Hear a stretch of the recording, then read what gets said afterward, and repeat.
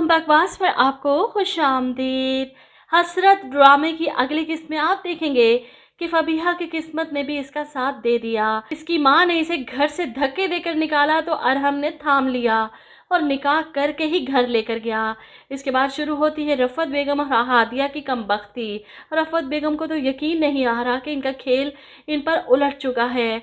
किस तरह इन्होंने सनाया को मज़ा चिखाने की कोशिश की और ख़ुद फंस चुकी हैं वो पूरी तरह से। ऊपर से फबीहा ने भी आते ही पहले दिन अपने रंग ढंग रफ़त बेगम को दिखा ही दिए।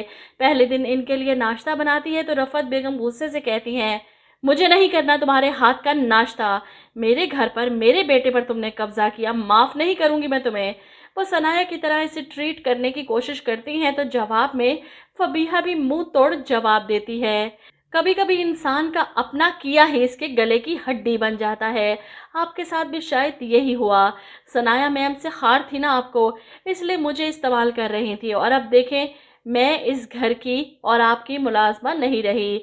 जो आप मुझे कुछ भी कह देंगी और मैं इनको सुनकर चुप कर जाऊंगी। वो इनको बातें सुनाकर हैरत से इनका मुंह खुले का खुला छोड़कर बाहर की तरफ पलटती है तो अरहम को देखती है आते हुए तो फौरन ही दरवाजे पे खड़े होकर रफ़त बेगम को जवाब देती है, आंटी आप तो मुझसे इतना प्यार करती थी, आप कैसे मुझे ये सब कह सकती हैं। मैं फबीहा हूँ, जानती हूँ सनाया मैम की जगह नहीं ले सकती।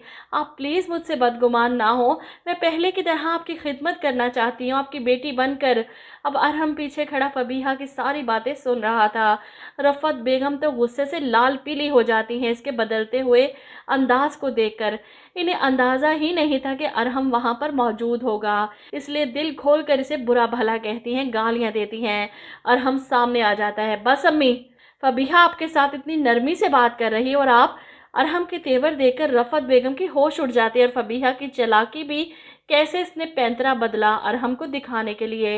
वो सब कुछ जो वो सनाया के साथ करती आ रही थी अब फबीहा इनके साथ करेगी। वो ड्रामेबाजियाँ, वो इंसुलिन ना मिलने के तमाशे, सब कुछ धरे के धरे रह जाएंगे कि फबीहा इनकी सारी चालों से वाकिफ़ है। ऐसे में वो हादिया से शिकायत लगाती हैं कि इसने क्या किया मेरे साथ। तो हादिया भी गुस्से में इसके कमरे में जाती है, अभी दिखाती हूँ इसकी औकात। वो गुस्से में इसके पास जाती है, इसका हाथ पकड़कर इसे घर से निकालने की कोशिश करती है। छोटी जगह से उठकर बड़ी जगह आ गई तो दिमाग आसमान पर पहुंच गया। ऐसे में फबीहा अपना हाथ छुड़वाकर धमकी देती है, मुझे सनाया समझने की गलती मत करना। सनाया नहीं हूँ मैं जो चुपचाप तुम्हारी सारी बकवास बर्दाश्त कर लूंगी। एक सेकंड लगेगा मुझे तुम्हें और तुम्हारी माँ को इस घर से निकालने में।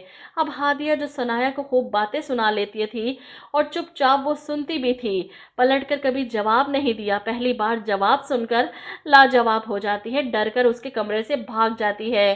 अम्मी ये कौन सी बला आपने हमारे सर पर लाकर खड़ी कर दी, इसे तो किसी का लिहाज नहीं, मुझे धमकियाँ दे रही है। वहीं दूसरी तरफ सनाया की माँ की पूरी कोशिश है कि सनाया को मना लें। वो इसे बच्चों का वास्ता देती हैं कि तुम दोनों की लड़ाई की वजह से बच्चों की शख्सियत पर बुरा असर पड़ रहा है। अपने बच्चों के लिए सनाया आखिरकार हार मान लेती है और अरहम इसे फिर से लेने आता है, वो भी सिर्फ इसके पैसे और बच्चों की वजह से। बीवी तो इसे मिल ही चुकी है। ऐसे में सनाया अरहम से कहती है, मैं आपके साथ जाने के लिए तैयार हूँ, लेकिन मेरी एक शर्त है। जिस पर अरहम सवाल करता है, कैसी शर्त। यहाँ पर सनाया इसका हाथ पकड़कर अंदर ले जाती है और अपनी बेटी के सर पर इसका हाथ रखकर कसम दिलवाने की कोशिश करती है, रखे इसके सर पर हाथ और खाएं कसम और यकीन दिलाएं मुझे कि आज के बाद आप ना फबीहा से मिलेंगे ना इससे कोई ताल्लुक़ रखेंगे। अरहम ये कसम कैसे खा सकता है, क्योंकि फबीहा से तो वो शादी कर चुका है और इसे लगा था कि फबीहा अगर इसके लिए इतना सब कुछ बर्दाश्त कर सकती है, इसकी मोहब्बत में सब कुछ सह सकती है, तो सनाया क्यों नहीं। और इसी भरोसे पर वो आया था कि सनाया भी फबीहा को बर्दाश्त कर लेगी अपनी सौतन के रूप में, अगर मुझसे मोहब्बत करती है तो।